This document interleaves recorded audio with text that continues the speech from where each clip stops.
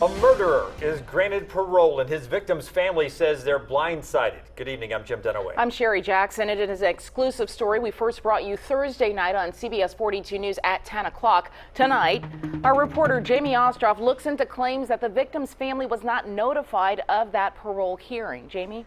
Good evening, Sherry. Ricky Sanders was granted parole 8 years into his 24-year sentence for the murder of Ricky McGuffey. Last night, McGuffey's mother told me she had no idea a parole hearing had even happened until it was too late.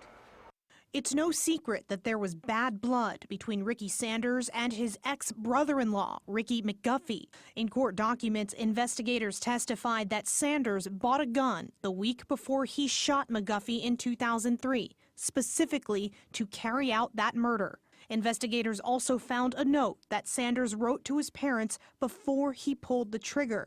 "They may give me the chair," Sanders wrote. "I will try to make peace with God." Sanders was convicted in 2008. It was a relief, but I really didn't feel like that 24 years was long enough for premeditated murder. But 24 became 8 after Sanders' first parole hearing earlier this month. Deborah Vanderslice is McGuffey's mother. She missed the hearing because she says she was never notified. I would have been there. What would you have said?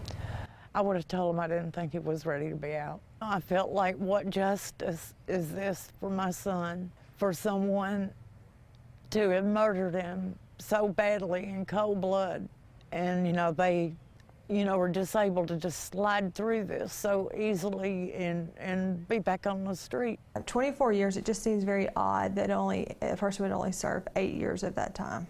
Pam Casey prosecuted this case. She's now the Blount County District Attorney and sent a letter of protest for Sanders' parole on behalf of the victim's family. But since McGuffey's daughter was notified and did attend the hearing, Casey said the state did their part. They would consider notification complete once they've made contact with a family member. Depending on who's listed as the contact for that family, they're not going to notify 8, 9, 10 different people. And Sanders' father says his son did his part too. He understands that he just let himself get to a place where he was out of control. He's in control now. Sanders is set for release on Monday.